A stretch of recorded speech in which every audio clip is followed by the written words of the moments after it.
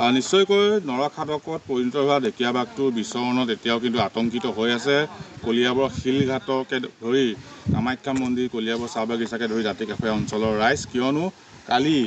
বিয়লি ভাগত এই স্থানতে বাঘটোৱে বিচৰণ কৰিছিল আৰু ইয়াত মন্দিৰৰ যি কামাখ্যা দেৱালয় শিলঘাটৰ কামাখ্যা দেৱালয়ৰ যি অতিথিশালা নিৰ্মাণত নিয়োজিত এইসকল শ্ৰমিকে বাঘটো এই স্থানত বিচৰণ কৰা প্ৰত্যক্ষ কৰিছে আৰু বাঘটোৱে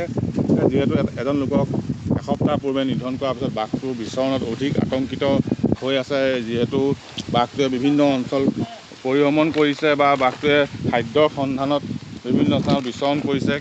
আৰু দেখা গৈছে যে বাঘটোৱে এজন লোকক নিধন কৰাৰ পিছত অধিক আতংকিত হৈ আছে আৰু নিধন কৰাৰ পিছত প্ৰথমবাৰৰ বাবে কালি মানুহে বাঘটো প্ৰত্যক্ষ কৰিছে আৰু এই কামাখ্যা মন্দিৰৰ কাষতে লগতে কলিয়াবৰ মেনৰ এই কামাখ্যা মন্দিৰ আৰু কলিয়াবৰ মেনৰ কাষৰ যি পাহাৰৰ টিলাত বাঘটোৱে অৱস্থান কৰিছিল ইয়াত নিৰ্মাণৰত শ্ৰমিকসকলে সেই বাঘ প্ৰত্যক্ষ কৰিছিল আৰু যি মেনৰত কৰ্মৰত শ্ৰমিকে সেই বাঘৰ ভিডিঅ' মোবাইলত সংগ্ৰহ কৰিছিল আবদ্ধ কৰিছিল আৰু তাৰপিছত নিশাৰ পিছত বাঘটোৱে কিন্তু এই স্থান ত্যাগ কৰিছে বুলি আমি বন বিভাগৰ পৰা জানিব পাৰিছোঁ বাঘটোৱে কামাখ্যা পাহাৰৰ পৰা নামি ব্ৰহ্মপুত্ৰৰ পাৰে পাৰে কলীয়া ভোমোৰা দলঙৰ দিশে গতি কৰা বুলি বন বিভাগে জানিবলৈ দিছে কিন্তু তাৰপিছতো কিন্তু সেয়া বন বিভাগৰ তথ্য বন বিভাগে জনাইছে কিন্তু তথাপিও বাঘটো এতিয়াও এই অঞ্চলতে আছে বুলি বহুতে ভাবিছে ইয়াত যিহেতু শ্ৰমিকসকল আছে তেওঁলোকে বাঘটো কালি দেখিছিল তেওঁলোকে বাঘ আপোনালোকে কাম কৰি আছে মন্দিৰৰ কাম কৰি আছে মন্দিৰৰ কাম কৰি আছে বাঘ কালি দেখিছিল আপোনালোকে কালি অকণমান সন্ধিয়া টাইমত চাইছিলোঁ কোন এই বাঘটো দেখি ভয় খোৱা নাই আপোনালোকে যিহেতু কাম কৰি আছে আমি ভয় খাই গুচি গৈছোঁ ইয়াৰ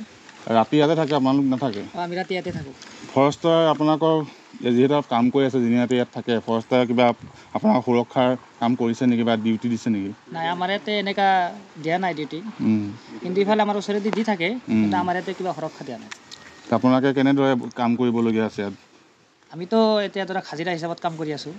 ভয় শংকাৰ মাজত ভয়তো অকণমান কৰিব যিহেতু বাঘটো আহিছে এই কোনখিনিতে ওলাইছিল বাঘটো এইখিনিতে আমাৰ এইখিনিতে ওলাইছিলে আমাৰ মানে সন্মুখতে আহিছিল ৰাতি ক'ত মন্দিৰৰ ওচৰত দেখিছিল বুলি কৈছে ৰাতি আমাৰ এই মন্দিৰৰ বেক চাইডত তাৰমানে এটা জিৰণি ঘৰ আছে তাৰ ওচৰত আহিছিল ছাগলী এটা লৈ গৈছে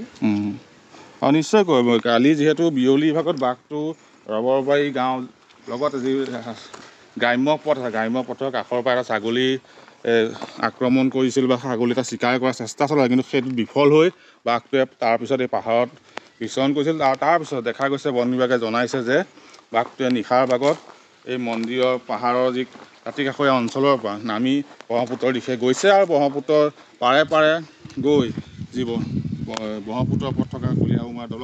ভোমোৰা দলঙৰ কাষত থকা খুঁটিত আজি পুৱাৰ ভাগত এটা গৰু নিধন কৰিছে বুলি বন বিভাগে জানিব দিছে আৰু এনেদৰে বাঘটোৱে যেতিয়া বিভিন্ন স্থান এটা বৃহত্তৰ অঞ্চল বিচৰণ কৰিছে কালি যিহেতু এটা পিঞ্জৰা স্থাপন কৰিলে সেই পিঞ্জৰা স্থাপন কৰাৰ পিছত কিন্তু বাঘে কলিয়াবৰ চাহ বাগিচা বা এই স্থান ত্যাগ কৰি এতিয়া ব্ৰহ্মপুত্ৰ নদীৰ পাৰে পাৰে বিচৰণ কৰি আছে ব্ৰহ্মপুত্ৰৰ মাজত থকা যিসমূহ টাপুত যি গৰুৰ খুঁটি আছে সেই খুঁটিৰ আশে পাশে আছে বুলি বন বিভাগে জানিব দিছে আৰু ইতিমধ্যে আজি পুৱাৰ ভাগত টাপুত এটা গৰু নিধন কৰা বুলি বন বিভাগে জানিব লৈছে আৰু দেখা গৈছে বাঘটোক বিচৰণক লৈ এতিয়া কিন্তু আতংকিত হৈ আছে শিলঘাট লগতে ৰবৰবাৰী কলিয়াবৰ চাহ বাগিচাৰ যি আৱাসিক এলেকা আছে কামাখ্যা মন্দিৰ কলিয়াবৰ মেনৰকে ধৰি এই অঞ্চলটোত বাঘটো বিচৰণ কৰাৰ শংকাত এতিয়া এই অঞ্চলৰ ৰাইজ কিন্তু আতংকিত হৈ আছে আৰু পিঞ্জৰা স্থাপন কৰিছে হয় কিন্তু বাঘ কেতিয়া পিঞ্জৰাবদ্ধ হয় সেয়া অৱশ্যে সময়তে গম পোৱা যাব আপুনি বিচৰা বাতৰি পাব কেৱল নিউজ 18 এপত নিউজ 18 এপ ডাউনলোড কৰিবলৈ স্কেন কৰক এই QR কোড গুগল প্লে ষ্টৰতো পাব এই নিউজ 18 এপ